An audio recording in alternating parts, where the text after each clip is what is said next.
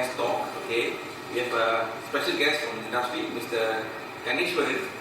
He's actually more towards 5G technology. I think you've heard about 5G, right? So, what's the emerging technology going to impact the industry? And of course, the entertainment area. Okay, a lot of you guys spend a lot of time on mobile phone, right? So, 5G will have a huge impact for the youth who's more on entertainment savvy. So that's why we are hosting a short discussion, not too much of technical. It's actually a sharing session of 5G, its impact, and of course, you guys will be having some form of interactive type of session with his colleague from Australia. Okay, that will be going online, and of course, you guys will be also recorded on Facebook on live with Oxford University professor. So there will be an audience from Oxford University, okay, who will be watching this session live through Facebook. Okay, so with that, we will welcome Mr. Ganesh to present his presentation. Okay, thanks. Thank you, Dr. Siva. A very good afternoon, everyone. For some of those you can able to listen to me. Okay, that's good. I prefer without the mic. I started diploma in telecommunications in College Dhammansara Uttama KDU back in 1992. Dr. Siva was my senior. He was like 2 or 3 semesters senior than me. And basically, I started Beverly Hills. And then right after 2 years, I continued in higher national diploma in Nottingham University, followed by degree in electronics and electrical engineering. That's sometime in 96-97. And then after that, I was an apprentice to Professor Tariq Abdul Rahman from University Technology Malaysia for research on wireless microwave point-to-point and point-to-multipoint system. We worked together with MDAC. Some of you know MDAC is a Malaysian development corporation at that time. And they have given a grant for us to do the R&D on wireless 28 GHz. So 28 GHz is very high frequency, transmitting high data rates. So those days 28 GHz was not so popular, but today it is relevant on a millimeter wave frequency for 5G. So when we say high frequency, we are transferring high data. We are talking about as minimum as 20 gigabits data rate transfer or even higher. So that was what I was doing in wireless research, and then followed by with Ericsson. I was there with Ericsson for about 12 years. I was in the key account management, business development, some product management, including into transmission, transport, product portfolio, radio base stations, core network solutions, operating systems, and my customer at that time was DG Telecom. And then along with that, I worked together also with Celcom and Maxis. I did MBA via Victoria University to enlarge my knowledge in the business aspect. So that is some sort of a summary of my intro. Most recently, I've been talking 5G quite extensively. Last year in UTM, I've done some panel sessions. I also have given talks via the Astro Light FM, most recent, and also BFM 89.9 as well. So University of Wollongong KDU, okay, I thank for giving me an opportunity to talk about 5G technology. Right, just a quick introduction about the telecommunication sector. Let's get back to the history. We are talking somewhere in 1960s or 70s when Bill Gates started to actually use TCP/IP to connect microcomputers, right, in order to using internet. So that's where the whole technology started for communications. So, and in 1980s, quite a number of huge companies like Ericsson or Marconi's, Bell Labs started with this analog voice using the standards like AMPS, NFP, tags. First generation, it was purely voice communications, nothing else.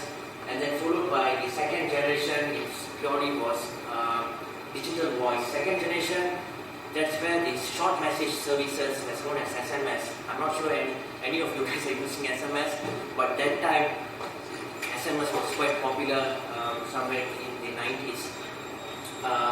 And then third generation was started in somewhere in the year 2000, where it was based on CDMA, wideband CDMA technology. And that's when what we call data was introduced, like WhatsApp, WeChat, those kind of stuff. And then followed by the fourth generation in 2010, where long-term evolution, that's where the technology like videos were introduced. And fifth generation, it's huge. It's not only limited towards the public users like you and me, but also the industrial, like the ecosystem industrial, where IoT, I'm not sure how many of you know IoT. Anyone of you guys knows IoT, Internet of Things? Right, so Internet of Things is, you can able to connect your devices, or your sensors, or your connectors, or your actuators in order to tap information and to analyze the data and to increase the productivity in your organization or whatever that you're using in your education and all that stuff. So IoT is a big buzzword nowadays. So this is some sort of overview of the history of the telecommunication sector. First generation, I was there when I was using the brick phone, we call it a Motorola phone. It's a huge, heavy stuff.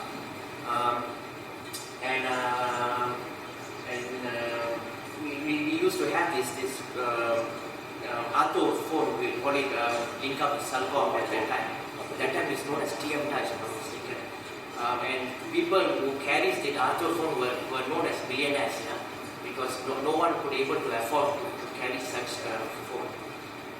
And then followed by 1990s, Nokia 3210 was quite popular. That's where the digital voice and SMSs were introduced, and 3G mobile phone or iPhone was introduced, and then 4G, which can able to use up to 100 megabits per second of download, and then 5G 4, which is already available right now. In South Korea, there's about 3.5 million of users already have signed up with 5G services, and followed by Verizon from US and AT&T in US. They are just using 5G like as to download huge data, right, up to 20 gigabits per second. There's a huge difference in terms of the user experience compared to what you are using right at the moment. In Malaysia, we are expecting the commercialization of 5G somewhere in Q3, and there's a lot of testing going on. If you see in the recent updates in the news, in Langkawi, there's a lot of trials is going on, 5G. In the airport of Langkawi, they have done some trial. There's some specific trials in terms of augmented reality was being done by Maxis in Aquaria KLCC in order to experience the underwater sea. So there's a lot of application. I think, if I'm not mistaken, about 35 use cases were used in order to test out the real requirement of 5G for the industrial purpose, plus also for the public users. But public users will eventually come when public really sees there's a need of high data capacity.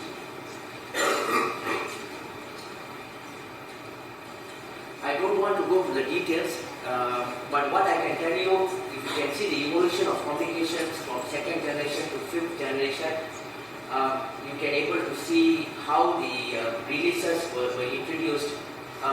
3GPP, Third Generation Partnership Project, was introduced in Europe, where it's a standard body who actually controls the features from various vendors who introduce new technology features, right? Like the big ones like Ericsson, Nokia, Huawei, Samsung. There's many more, but these are the key players who actually comes out with new features. And when they recommend all the standards towards the 3GPP, and the 3GPP will try to control and try to make sure that that these features will be implemented by all these huge technology vendors.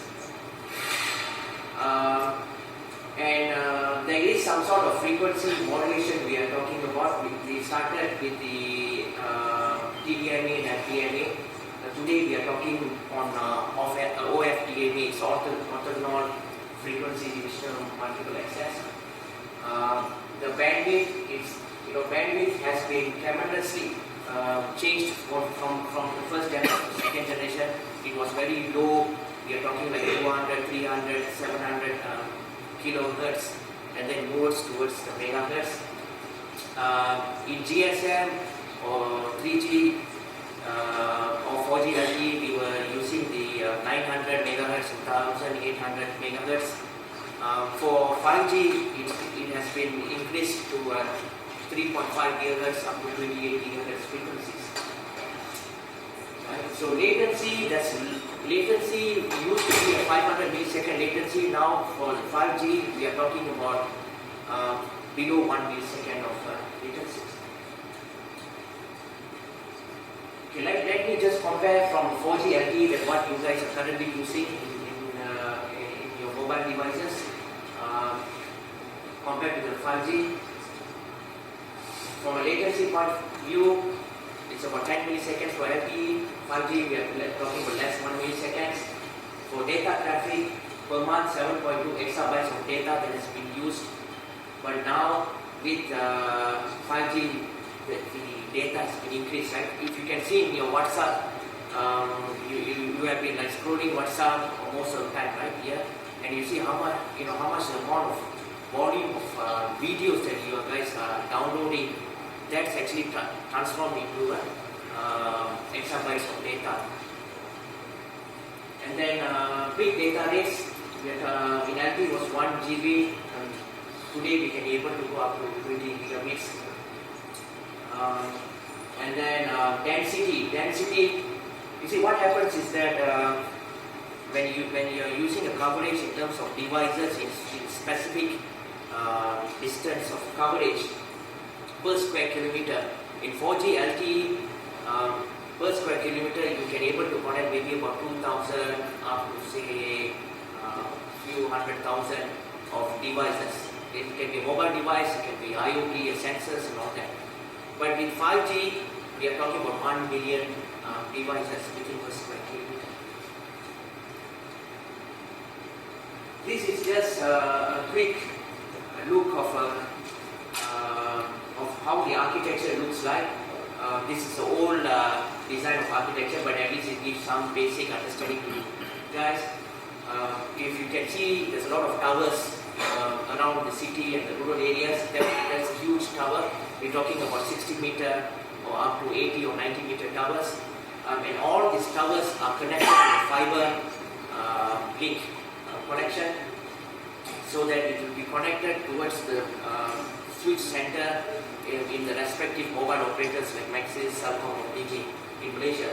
So how the data has been transferred is that there's a base station that's connected towards each of the towers, and the data has been transferred via the backhaul on a wireless point-to-point, point-to-multipoint system.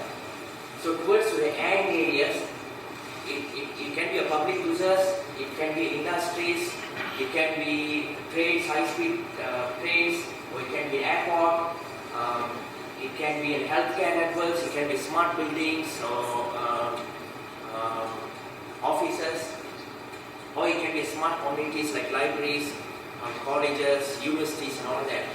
So for different requirements of specific data that is required, then 5G can able to cover those kind of specific needs. Those were the days where we had internet service providers like Time, Engineering, or Unify, who actually laid out the fiber connections towards to the respective home or industrial usages. And then you had a mobile network operator who provides mobile services, right? But today with 5G, it's a convergence of both ISP towards and also the mobile service provider. That means we have a technology which is known as a fixed wireless access, which can able to replace the whole dark fiber solution. A quick architecture. We have this 4G macro sites. We have the 5G small cell sites. So meaning to say, anybody who wants to implement, for example, any mobile operators who wants to implement 5G, they don't need to build a scratch new foundation of infrastructure. They can able to rely on a 4G network today, and they can have a non-standalone of 5G by reutilizing the 4G core networks and just add on the 5G radio base stations as an additional service for 5G.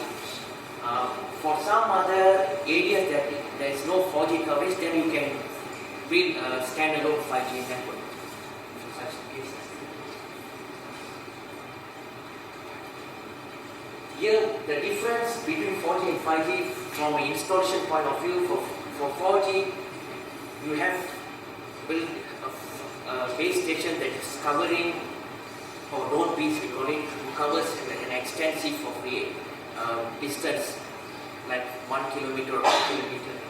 But then when it comes to 5G, we're talking about small cell solutions, right? When it comes to small cell solutions, the nodes or small cell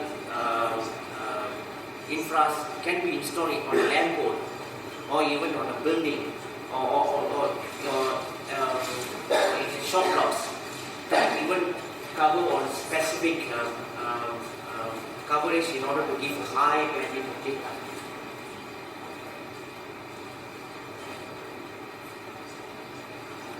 Here I would like to stress why do we need a 5G? Everybody says 5G, it's the hype of 5G, but the main reason of 5G was due to the high churn of data, because everyone are using data. A lot of video applications are coming up, a lot of augmented realities are coming up, a lot of automations in industries are coming up, where there's a lot of analytics are used, there's a lot of software applications are used. So all this needs huge data to be transferred from one location to another location. And that's where we require high speed and also high volume of data to be transferred.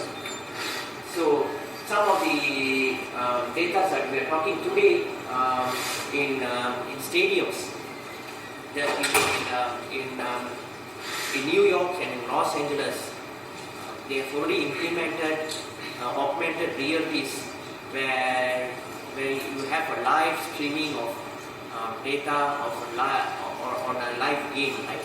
So the other area of that is that in Olympics 2020, there's few areas that has been introduced. Like for example, they have drones who's doing surveillance in the stadiums on 8 hours. We are talking about hundreds of drones. So if you want to do any fishing in the stadium during the Olympics, no way, because all these drones, from a security point of view, able to view and able to transmit the data towards the main center. There's also kind of cameras is been fixed to example football players, because so that the users can able to experience the game in a close posture, right, in a close scene, where how is the experience of a player who kicks the ball and how the ball comes closer to the goal post, everything. So you can really able to experience in a close view, right? And also augmented reality, they can able to actually position themselves into the game and try to play it as a game functionality. One of the famous application, we call it as a Pokemon. I don't know how many of you was playing Pokemon at one time. Was introduced by South Korea, and Pokemon was some sort of augmented reality game. And today, it's so widely used on a 5G live network in South Korea. So the first blue color, it's one part of it. We call it the enhanced mobile broadband. And then the second layer is known that the always best connected, right? Best connected means using your phones, you can either have a 4G network, or you can have a 5G network, or you can have a Wi-Fi network. It has this combination of convergence where you able to be connected in either whichever having a higher strength, so that it will pick up the higher strength of connectivity in order for you to get the high load of data transmission. So let's say if a high-speed planes, right, we are talking about from a 300 kilometers per hour speed to up to 500 plus kilometers per hour, you are able to download 20 gigabits per second of data. That means you can launch or download a video, a high content of video, which will take 3 to 4 seconds to download. Number 3 is low latency. As I said, low latency, we're talking below 1 milliseconds, where vehicle to vehicles can be connected. I will explain further later on. Robotics control, remote surgeries, and electric grid control. Remote surgeries, like in China, China is far ahead compared to any other countries in the world, even compared to USA. Artificial intelligence, they are number one leading.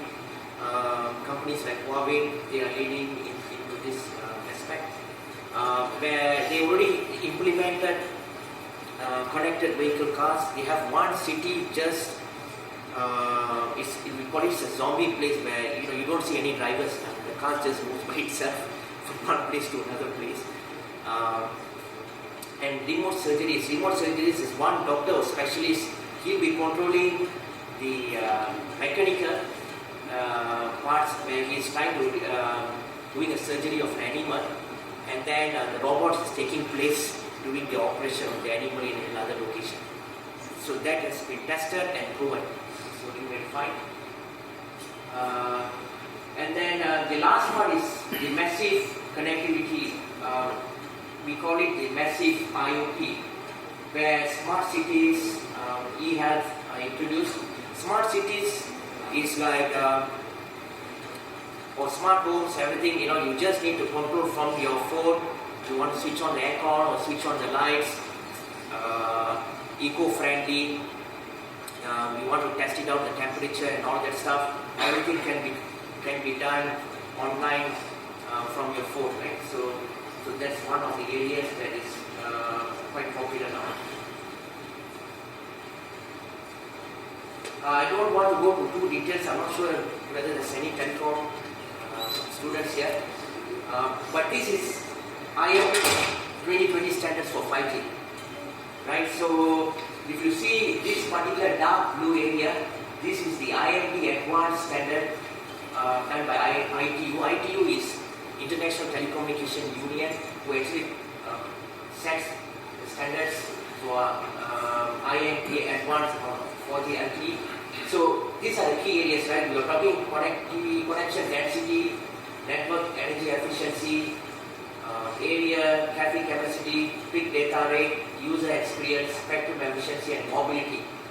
So 5G is with the 5G, there's a new name known as IMD 2020 standard, where it pulls you the strength of every single area of the 4G LTE to the maximize, right? So as I spoke in the previous slide, enhanced mobile broadband, it gives an increase of the traffic capacity, quick data rate, user experience.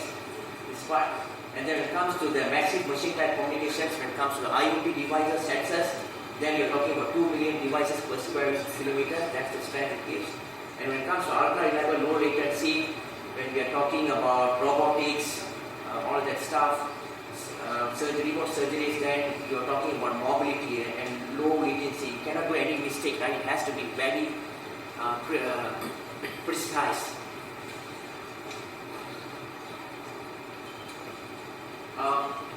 This is the countries that 5G was launched. Sub 6 gigahertz is the one with the white background, right? So US and South Korea were the first ones to be introduced sometime 2 years back, and they are far advanced. And then last year, Spain, Italy, Vodafone, mobile operators, they are quite aggressive in this case. And then followed by Telstra, Australia, they launched sometime at the end of last year. So 5G compared to 4G LTE 10 years back, 5G is even speeding in terms of the deployment. I think touched earlier, just still for trying to give you an understanding of the three main categories. For enhanced mobile broadband, then there's a lot of 4K, 8K videos, live broadcasting for broadcasting like companies like Astro, what they can able to do a live broadcast from stadiums and all that stuff. Using augmented reality features, cloud gaming is another popular part. You know, right, who is strong in the industry or in the world. The cloud gaming, South Korea is number one. They are far away in any from anyone else. China is in second, and US also quite popular in cloud gaming. So you don't have any you don't need to go to the computer arcades to play games. They have everything in the phone. You can actually challenge to any users, any part of the world. You know, it's so high, rich user experience as what you can see from the computer arcades. Broadband, and then in-car operations. So this is mainly on the enhanced mobile broadband. And then when it comes to ultra-reliable low latency, these are the industrial self-driving vehicles. And then when it comes to massive machine type, the IoT plays a bigger role here in smart home buildings, smart agriculture, logistics, smart city. Agriculture is something like you don't need any workers at the plantation site, whether it's a paddy field or palm oil, all this. We have all these sprinklers, water pumping, irrigation, everything is controlled remotely, right? So you can sit down at your home watching TV and you're controlling whole plantation locations, right? So everything is being well harvested.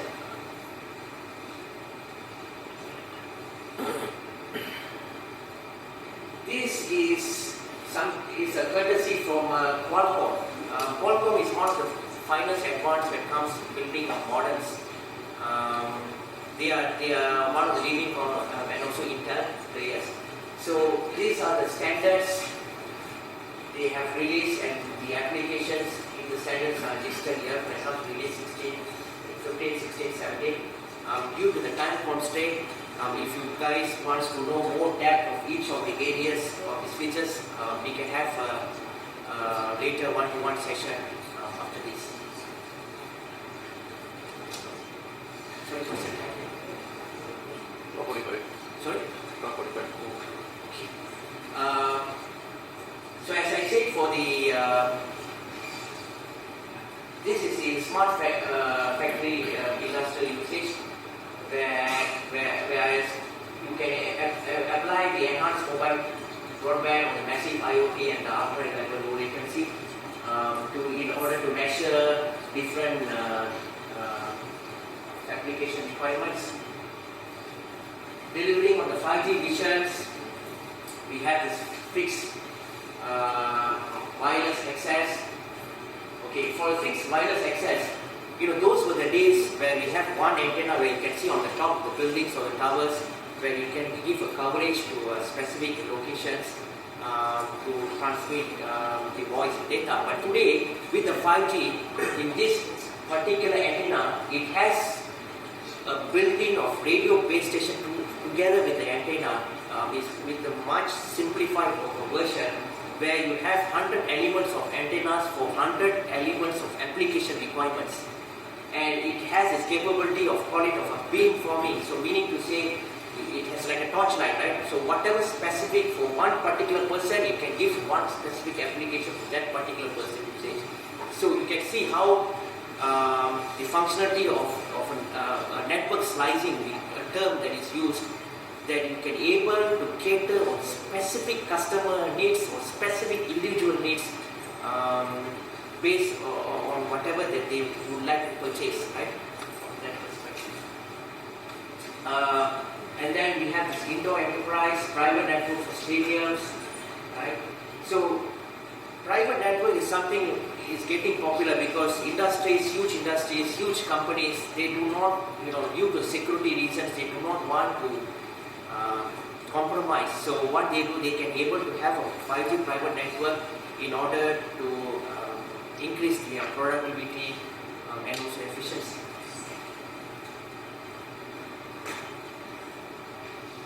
This is the simple example in a port usage where the 5G new radio is NR. It's a term that is being used for the specific air interface, where you can able to use on the specific requirements of real-time asset tracking, CCTV surveillance, robotic controls, real-time inventories component construction. There's a huge leap in terms of smart transport use cases, where we can use vehicle to vehicle or vehicle to smart city,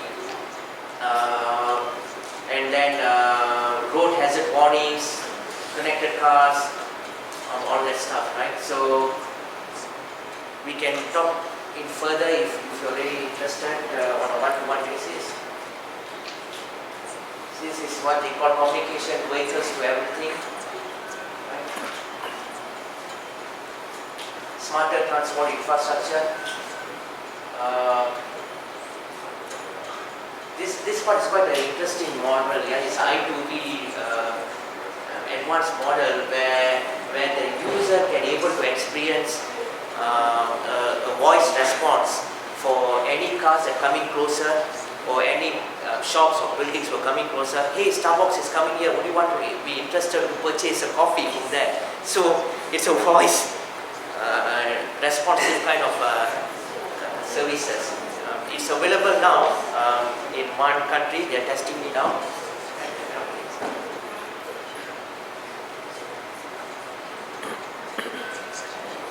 Right, and this is just to give you a high overview in terms of the revenue that is that we can foresee in globally, right? It's a huge revenue that we can anticipate in this world. So